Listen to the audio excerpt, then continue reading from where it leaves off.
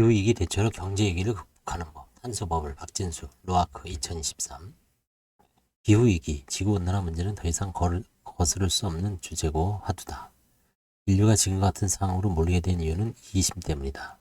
남보다 더 많이 소유하기 위해, 또 조금이라도 더 편하기 위해 석탄이나 석유 등 화석 연료를 폭발적으로 사용한 대가인 것이다.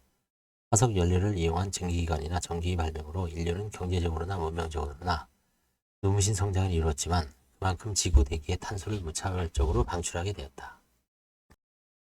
탄소 중립을 위해서는 지금까지 에너지 공급 방식이나 경제 성장 방식을 모조리 바꿔야 하는데 개혁에는 반드시 거센 저항이 따르기 마련이다. 이러한 환경 문제가 좀처럼 해결이 쉽지 않은 이유다. 한번 배출된 온실가스는 200년 동안 사라지지 않는다고 한다. 그로 인한 피해가 어떻게 얼마나 확대될지 모르겠다. 그러니 지금부터 온실가스를 줄인다고 해서 당장 지구온난화를 멈출 수 있는 것도 아니다. 하지만 노력하지 않으면 상황은 더 빠르게 악화될 뿐이며 지구는 결국 블랙아웃에 이르고 말 것이 자명하다. 지구촌이 각 정부가 이런 문제의 심각성에 동의하며 2006년 교토 이정서를 만들어 온실가스 감축을 약속한 바 있다. 하지만 미국과 캐나다가 탈퇴하면서 제대로 된 성과는 물 건너가 버렸고 이제는 서로 미온적인 것이 현실이다. 기후변화는 경제에도 나쁜 영향을 미칠 수밖에 없다. 따라서 기후변화를 당위적인 문제로 보기보다는 경제적 관점에서 해결할 방법을 찾자는 것이 이 책의 주장이다. 사회적 탄소 비용은 그에 걸맞는 해결책 중 하나다. 온실가스 1톤을 배출했을 때 발생할 피해를 구체적으로 계산한 값을 뜻하는데 이것이 중요한 이유는 그 비용을 경제 시스템 안에서 책임을 묻는 수단으로 사용할 수 있기 때문이다.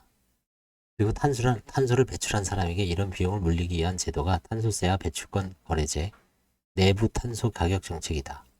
탄소세는 온실가스 배출량을 기준으로 비용을 지불하게 하는 것이고 배출권 거래제는 특정 온실가스 감축 목표 내에서 온실가스 배출 권리를 오염자 간에 상호 교환할 수 있도록 하자는 것이다. 내부 탄소 가격 정책은 공공 및 민간 인프라, 건설 프로젝트 등의 자원 분할 비용과 공공예산 지출의 비용 편익 분석에 특정 탄소 가격을 실제 비용으로 반영하는 것이다. 다시 말해 국가가 시장에 개입하지 않으면서 탄소 배출원에 비용을 부과하여 탄소 감축을 유도하는 정책이다. 녹색금융협의체는 온실가스 감축 기술의 발전, 경제성장, 인구 전망 등 다양한 조건을 기반으로 온실가스 감축 및 탄소 가격 시나리오를 만들고 있다. 사회적 탄소 비용은 2022년 기준 톤당 51달러 수준으로 책정되어 있다. 2050년 탄소 중립 시나리오를 완성하고 지구 평균 기온 2도 상승을 저지하기에 우리나라는 2025년 기준 약 87달러, 2050년 기준 718달러의 탄소 가격을 도입해야 한다. 이 정도의 탄소 비용을 지불하고도 경제가 유지되려면 온실가스 사용을 더욱 적극적으로 줄여야 한다. 방법은 다양하다. 금융기관의 경우 기후위기에 대비하는 기업이나 단체의 대출을 유도하고 그렇지 못한 기업에는 대출을 줄이도록 한다.